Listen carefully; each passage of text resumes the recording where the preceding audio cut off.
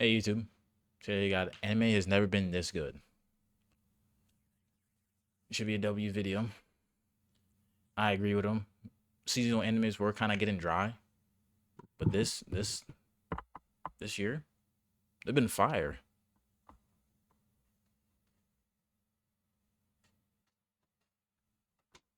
They have been fire. Well, let's get into it.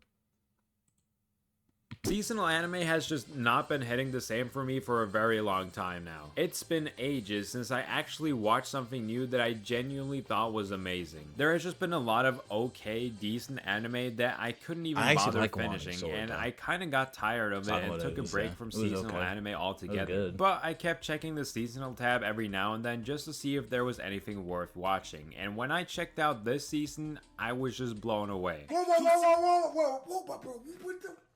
There was so much fire stuff that I was just like, damn, I kind of gotta watch all of these. What I noticed most of all was that there was an anime that had gotten a ridiculously high score, which was Takopi's Original Sin. So Really I good. figured, okay, if there's any of them I'm gonna start with, it might as well be this one. Now, I already knew Good about game. some of the topics this show would tackle, which kind of put me off just a little bit. Because oftentimes I find that media that tackles touchy subjects like the ones displayed here sometimes gets praised simply for including those subjects or themes, and people will automatically say said story is good instead of judging it based on how well it actually explores those themes. But luckily I can say that after finishing the show, not only is it legitimately good, it's also just not really sad. To me, the story was never about sadness or how bad the characters had it or the things they went through and how bad they were. It was about happiness. Sure, there are a lot of sad things that happen, but that's not the point. The story is ultimately about how to achieve happiness. The show tells you this before you even start, because the show never tries to bask in this sadness or stay there for too long. Whenever there's a scene like that, it's quickly followed up with a very lighthearted scene with happy upbeat music and a completely different tone. Almost like the show is telling you that, okay, that scene was kind of dark, but let's move on now. What We the just had to hell? show you that so we could deliver our message more effectively. And I must say that not only does it deliver that message very effectively, it's also a really good one. だってお話がハッピーを生むんだっぴ That's what I'm talking about. If you were kind of put off from this show because it seemed like some stereotypical trauma bullying story, I can promise you that it is a lot more than just that. I would even go as far as to call this show lighthearted. There was like 3 different times while I was watching when the story just took a completely different direction. One minute it's a time travel story, then we just switch main characters. I never knew where this was going. You don't even need to feel bad for the main character because it turns out she is a complete fucking psychopath. Oh, Godzilla. Did you talk about Kaiju number 8 already? is just a No, very second- solid battle shonen. Second season was so good. Kaiju number 8 second season was so good. I thought season 1 was amazing. Season 2, I mean, especially the last few episodes. Man, The story basically takes Attack on Titan and My Hero Academia and combines them into something original, and it works really, really well. It's got some solid characters, solid action, and there's nothing really there to annoy you or put you off. That being said though, as much as I think this show is very solid in all aspects, there is no part of it that really blows me away. It's all just pretty damn good, but nothing that's amazing. For example, I like the action a lot, but the direction is very lackluster at times, specifically with big and important or emotional moments. I kinda had this problem in the first season too, and it's clear that that's still an issue here, which I think is also partially due to the music, because it's also kinda lackluster sometimes. Like I said, this show is pretty similar to Attack on Titan, and it is, but not in the music department at all. Like, look at this scene for example. お前の身が持たんぞ功 I think this could have worked much better with something like this. お前の身が持たんぞ功 wait, that actually, And before the impact, の身が I gotta hear that again. I think this could have worked much better with something like this. お前の身が持たんぞ功 He's not And wrong. before the 'Cause impact, I actually thought it was good as it was. I'm not really agreeing with it with the music part. I think the music's actually fine to me. I actually don't see no problem with it. But when he puts it like that, I actually not see how the music could be better for certain scenes. But that scene, I actually thought because especially for that fight right there, I actually thought the captain of the board was gonna win that fight off of that music. And for him to lose like that and just to turn around and he just lose, I'm like, damn. But I guess yeah, the music could be better. The music just kind of stops.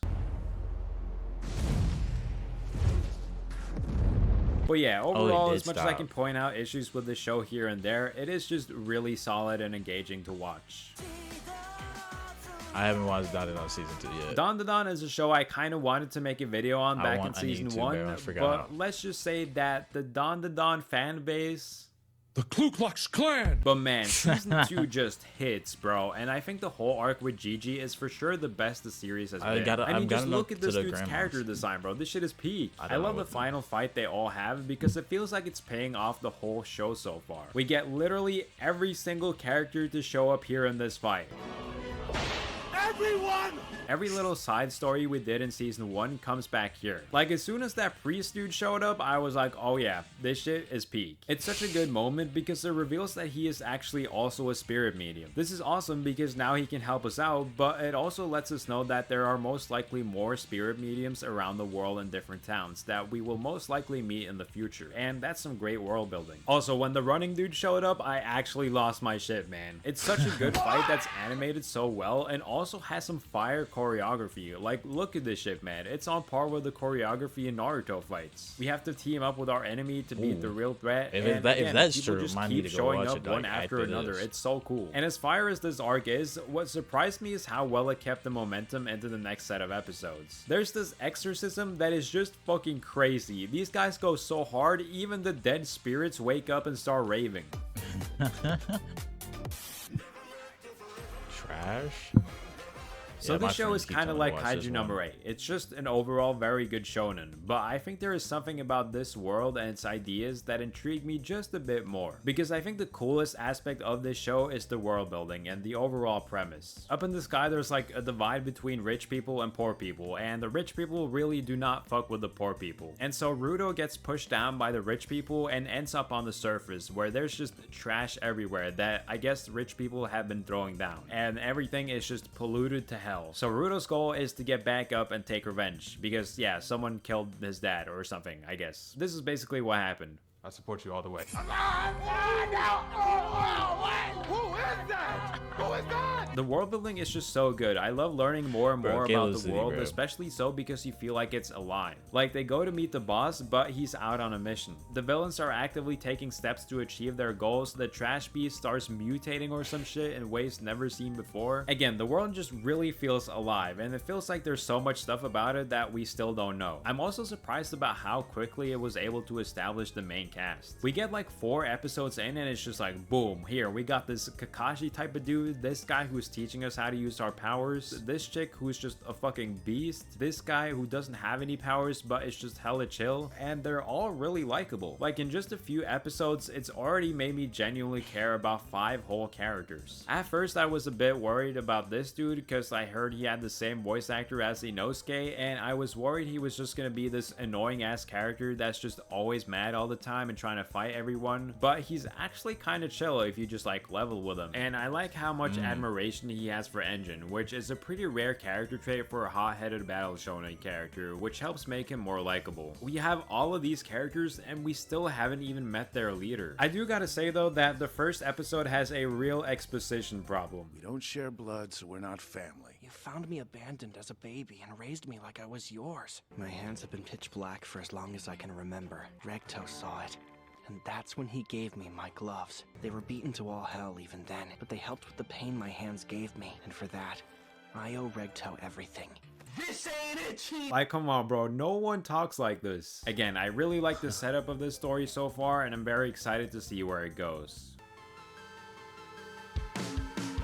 The Summer Hikaru Died was the last anime I checked out of all of these, and so I was prepared not to like this one. I mean, so far I had liked every single anime I checked out, so the chances of me liking this one too was kind of low. I've seen this on but Netflix, man. I must say, this one really does have the sauce. This anime really makes me feel things, which is one of the highest praises I can give a story. It mostly makes me feel conflicted though, like, damn, I actually do not know what the best thing to do in this situation is, and I have no idea how the story is is gonna go. Are we gonna have to kill Hikaru, who's not really Hikaru? Are we gonna have to like merge with him? Or are we gonna like have to convince him to like chill the fuck out and just try to be a normal person? I don't know. I also have no idea when the story will end, because surprisingly the story progresses very slowly, and instead it's more focused on character work and interactions, which is appreciated. I don't think any of the characters have blown me away or anything, but I generally like what they're doing with everyone, including the side characters that also gets characterized very well. It's also worth mentioning that this show looks very good. I like the color palette and compositing done, as it really enhances the feel of being out in the bumfuck nowhere. I don't know, pretty much every anime is eye candy these days, but this one in particular has a real nice look to it.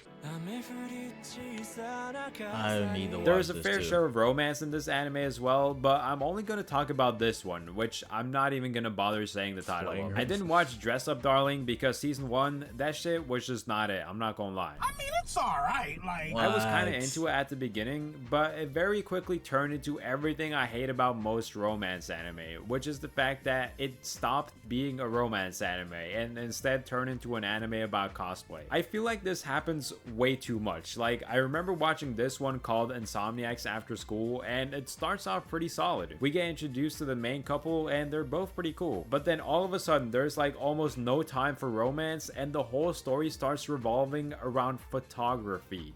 And it is just as boring as it sounds. I don't understand why this is such a common trope for romance anime. It's so strange. I would talk about Bunny Girl Senpai as it's my favorite romance anime, but I am so not caught up with the movies. And at this point, I think I just gotta rewatch the whole thing. But honestly, that's fine, Hey, because this shit do what you slaps. gotta do, bro. It I do easily the has same my thing. favorite anime couple. For me, I'm very picky with my romance. Does anyone else, when a new season comes out, they just rewatch the show so they remember what happens? Because I would rewatch the entire show, no matter what. Like My Hero, the season, I might as well just rewatch the entire show. Then watch season 9. But it's not just fire. I feel like it's just the best thing to do. I mean, I have friends that just rewatch the season, the last season, but I'm like, nah, rewatch the entire show. My Hero is just so fire though, so it's worth.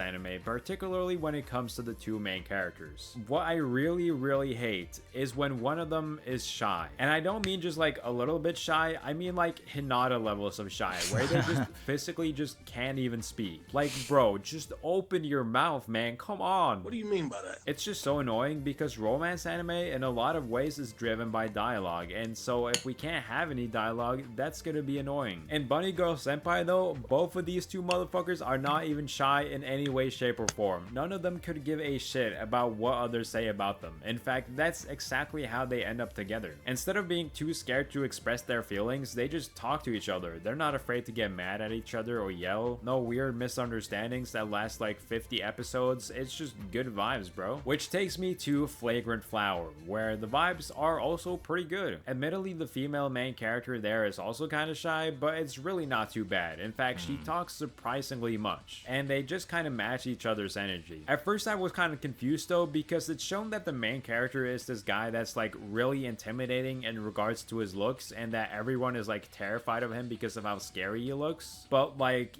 he's not scary looking at all. Like, this just looks like the most Chad ass dude ever. Like, this dude could be in like a fucking K-pop band or something. I am so confused as to how people are scared of him. But I get it. We want the main character to be some hot ass anime character instead of this. So sure. If we ignore that fact, it's actually pretty relatable, especially with the way he sort of lives multiple lives and tries to keep them separate and secretive from one another. Also, I do gotta appreciate this dude's friend group. These guys are absolute goats, man. This is the type of friendship you'll only find in anime. They're all really supportive of each other, but still get into real conflict. The show isn't afraid of making characters have arguments or disagreements with each other in ways that feel realistic, which brings me to my favorite aspect of this show: the drama. This shit gets fucking spicy, bro, especially with this Drama. bitch right here. てかさ、その髪色何？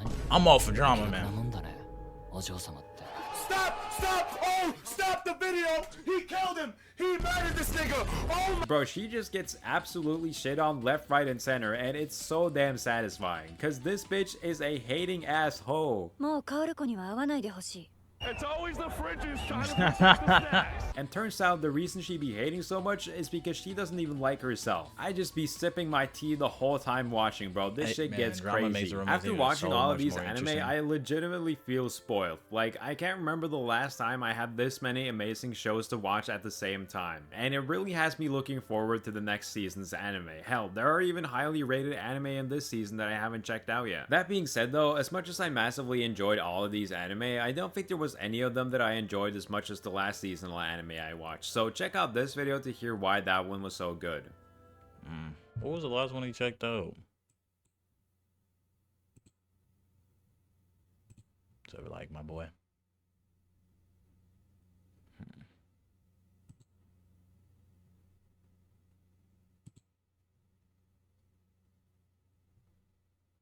8 months ago? What enemies were those? Oh, Your Eternity. Your Eternity is so fire. But that was a good video. That was a really good video, Jack. But yeah. I agree with you today. This year was amazing for animes. I mean, I'm not fully caught up because I had finals in school, but this winter break, I'm definitely gonna watch majority of the ones he just said because only one I watch is maybe Kaiju number 8, which is so bad, man. Like I love anime, man. It's crazy that I've only watched Kaiju number 8. It's the only new thing I've watched. I'm waiting for all of My Hero to come out. The hell? That just scared the shit out of me. Someone just scared the shit out of me. But I'll catch y'all, bro.